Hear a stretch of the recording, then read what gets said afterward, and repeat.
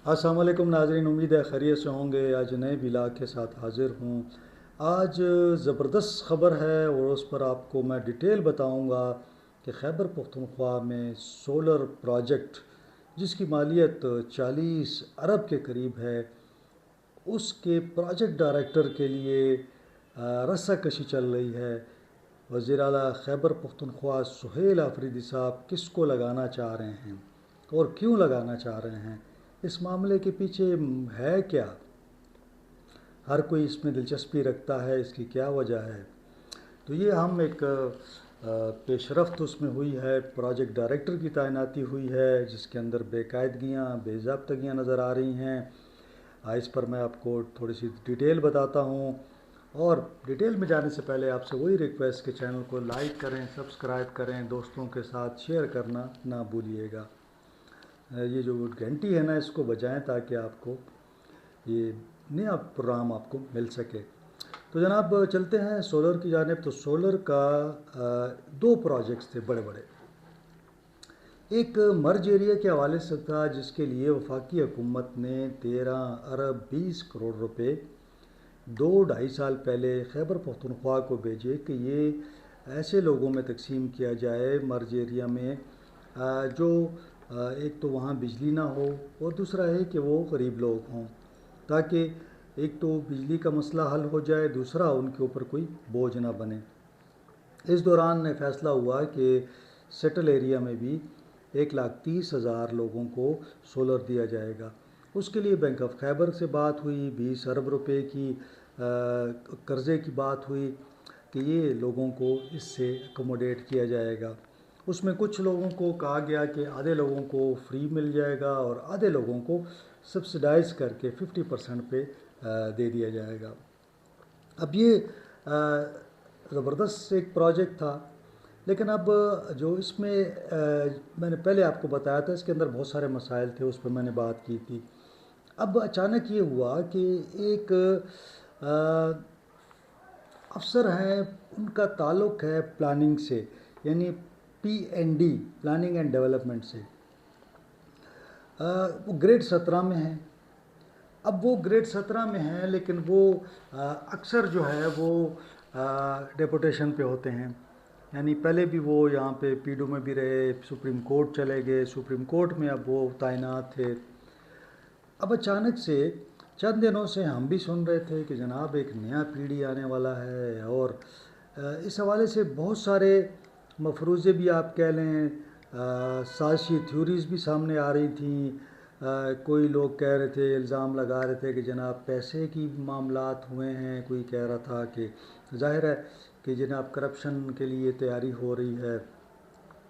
मैं इन चीज़ों को ज़ाहिर है कि उस तरह नहीं बयान कर सकता कि जब तक आपके पास कोई शवायद ना हो। लेकिन फिर अचानक ये होता है कि जो सुप्रीम कोर्ट में तैनात अफसर है पीर अहमद, उसकी तैनाती कर दी जाती है जो एनर्जी एंड पावर डिपार्टमेंट है। एनर्जी एंड पावर डिपार्टमेंट जो है उसको पुख्तनख्वा एनर्जी डेवलपमेंट ऑर्गेनाइजेशन, पीडो, उसके पास भेज देता है। ये प्रोसेस जो है बड़ी जल्दी जल्दी मुकम्मल होता है। हालांकि डेपुटेशन का कानून ये है कि आप अगर डेपुटेशन पे हैं तो आप वापस अपने डिपार्टमेंट रिपोर्ट करेंगे। और बाज़ लोग कहते हैं कि जनाब उसमें कोई टेन्योर होता है कि जी आप अगर आपने 4 साल गुजारे हैं तो वापस आके आप 3-4 साल गुजारें फिर आप जाएंगे। बहरहाल वो अलग से एक कानूनी वो है। तो ये जनाब अपने डिपार्टमेंट तो नहीं गए, लेकिन ये सुप्रीम कोर्ट से वापस आते हैं। पख्तूनख्वा एनर्जी डेवलपमेंट ऑर्गेनाइजेशन के लिए जाने के लिए अपने डिपार्टमेंट को यहाँ पे वहाँ पे डिपार्टमेंट में आके रिपोर्ट करते हैं। डिपार्टमेंट इनको पीडू भिजवा देता है। अब पख्तूनख्वा एनर्जी डेवलपमेंट ऑर्गेनाइजेशन जो है एक एलामिया जारी कर देती है। उस एलामिया के अंदर लिखती है कि जनाब इनको हमने 4 जो बड़े प्रोजेक्ट्स हैं वो दे दिए हैं। एक प्रोजेक्ट जो है वो मर्ज एरिया का है, जो मैंने आपको बताया कि 13 अरब 20 करोड़ रुपए का है। एक सेटल एरिया का है जो 20 अरब रुपए का है।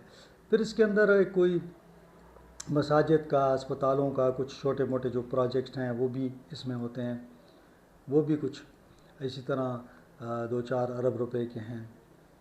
یہ اب ان کو کہا جاتا ہے کہ جناب ان کو ہم نے پروجیکٹ ڈائریکٹر بنا دیا ہے ان 4 جو پروجیکٹس ہیں اس کا۔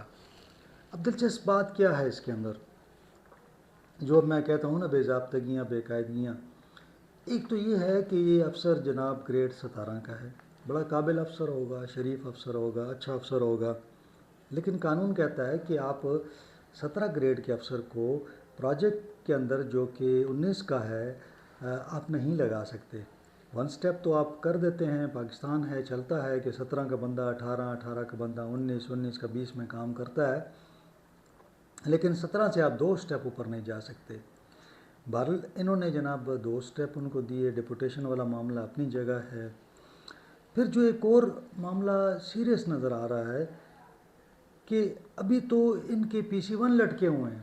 میں نے کہا تھا نا PC1 میں بڑے مسئلے تھے، بڑے مسائل تھے، یہاں افسر جو ہیں ہر افسر چاہتا ہے کہ اس کی پسند کا ایک PC1 بن جائے تاکہ وہ جن کو فائدہ دینا چاہتا ہے ان کو فائدہ دے سکے۔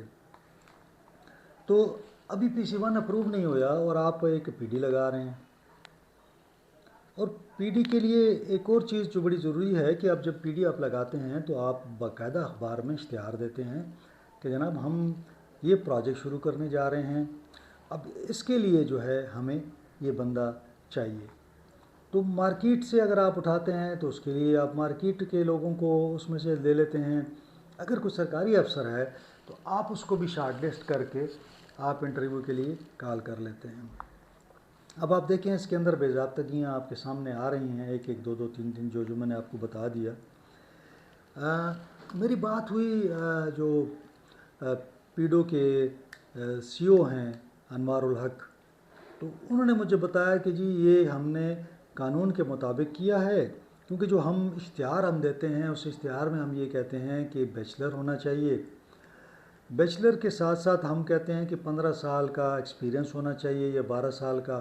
انہوں نے مجھے وہ اشتہار بھی بھیجوا دیا جو اس حوالے سے آتا ہے۔ اب اس کے اندر یہ تھا کہ یہ چیزیں جو انہوں نے بتائیں وہ تو اس کے اندر آ رہی تھیں، لیکن جب میں نے مزید چیک کیا کہ کیا ریکوائرمنٹس ہوتی ہیں تو میں نے جب دیکھا تو اس میں جو پروجیکٹ پالیسی بنائی گئی تھی اس کے اندر یہ تھا کہ اگر ایک پروجیکٹ 3 ارب سے اوپر کا ہے تو اس کے لیے 19 گریڈ کا پروجیکٹ ڈائریکٹر چاہیے، اور اگر اس سے نیچے ہے تو پھر 18 گریڈ کا۔ تو اگر یہ 3 ارب سے کم کا پروجیکٹ ہے تو آپ بالکل سے گریڈ 17 کا بھی آپ لگا سکتے ہیں۔ اب اس کے اندر بڑا کلیئر لکھا ہوا ہے، پھر ڈیپوٹیشن کے حوالے سے بھی بڑا کلیئر میں نے دیکھا، اس کے اندر وہ بھی بڑا کلیئر لکھا ہوا تھا۔ اب یہ چیزیں بادی نظر میں تو لگتا ہے کہ معاملہ کچھ گڑبڑ ہے۔ میں نے پھر کوئی اپنے ذرائع، اپنے جیسے چڑیا، اپنے جو کوے، ان کو آگے پیچھے بھجوایا، میں نے کہا جی پتہ کریں کیا ہو کیا رہا ہے۔ پتہ یہ لگا کہ جناب یہ تو، اور مجھے بھی پتہ تھا تقریباً 1 مہینے سے کہ یہ پوسٹنگ ہونے جا رہی ہے اور ایک بندہ آنے والا ہے، اور مجھے بتایا گیا کہ جناب چیف منسٹر صاحب خود انٹرسٹڈ ہیں کہ اس بندے کو پروجیکٹ ڈائریکٹر لگایا جائے، اور CM ہاؤس کے بڑے ذمہ دار ایک افسر نے مجھے بتایا کہ جناب انہیں CM صاحب نے کہا ہے کہ یہ کنوے کیا جائے اور ان کو لگوایا جائے۔ اب جب میں نے اس حوالے سے پھر CM صاحب سے رابطہ کیا، میں نے کہا جناب ایک تو یہ ہے کہ پروجیکٹ بہت بڑا پروجیکٹ ہے، گریڈ 19 کا ہونا چاہیے افسر، پھر مطلب یہ جو سارے معاملات تھے میں نے ان کے سامنے رکھے، تو ان کا یہ کہنا تھا کہ جی بات یہ ہے کہ میں چیف ایگزیکٹو ہوں، مجھے پتہ ہے کہ کیا چیز درست ہے کیا غلط ہے۔